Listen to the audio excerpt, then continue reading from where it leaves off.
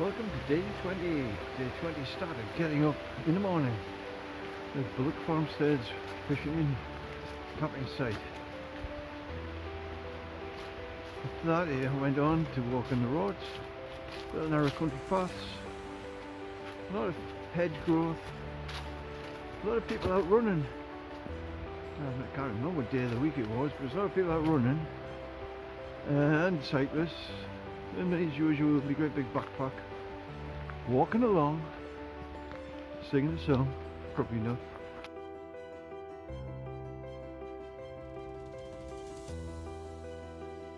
And well, after that we got to Clevedon, another place I used to frequent in my driving days. Saw more of it than I've never seen before, so walked around the outskirts of it, didn't go right through the centre, sort of did a little bit of a ring road, ended up at a shop, went in to get a few bits and pieces, and it started to chuck it down. I thought, oh no, here we go.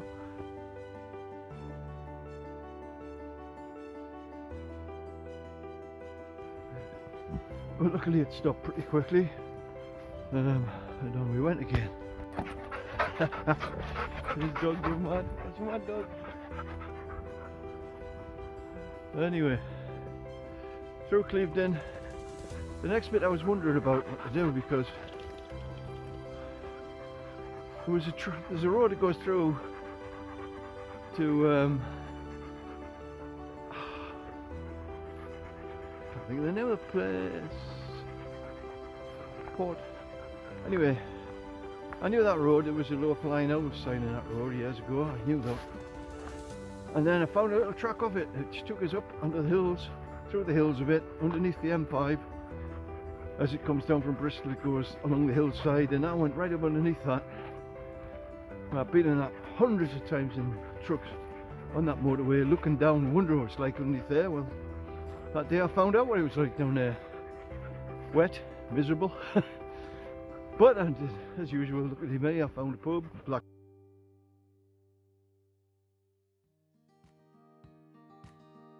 Of course, we went in there and sat down, ordered a beer, bag of crisps, and immediately told them we couldn't sit there because it was reserved. And the people that were near us said, well, they'll not be here for another 2 hours, just leave them alone. He's got a big bag.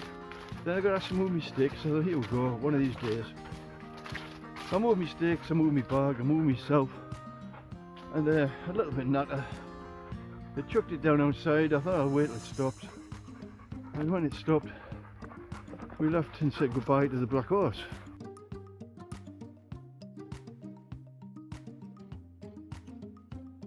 This head is the name of the place, sitting over the road went to.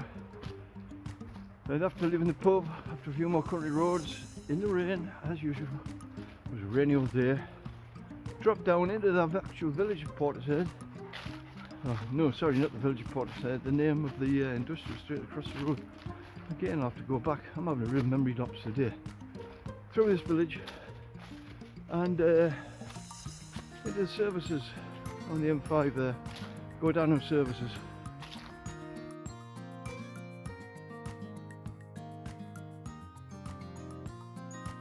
Went in there to do some more charging.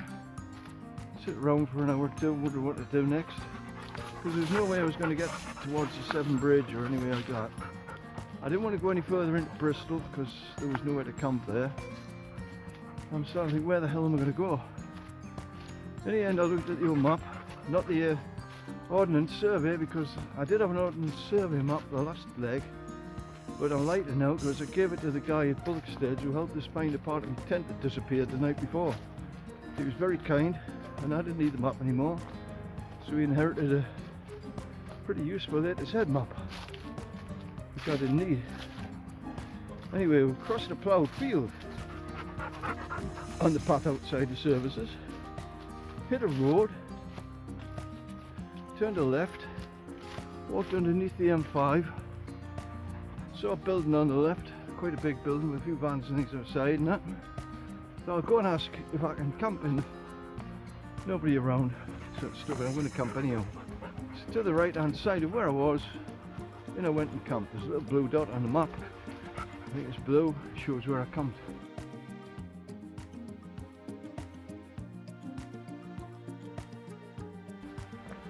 I could see the M5, I could hear the M5 as usual. It's in a nice little place, it was a bit off the road, out the way. Look at my old phone, nice little pub, just along the road.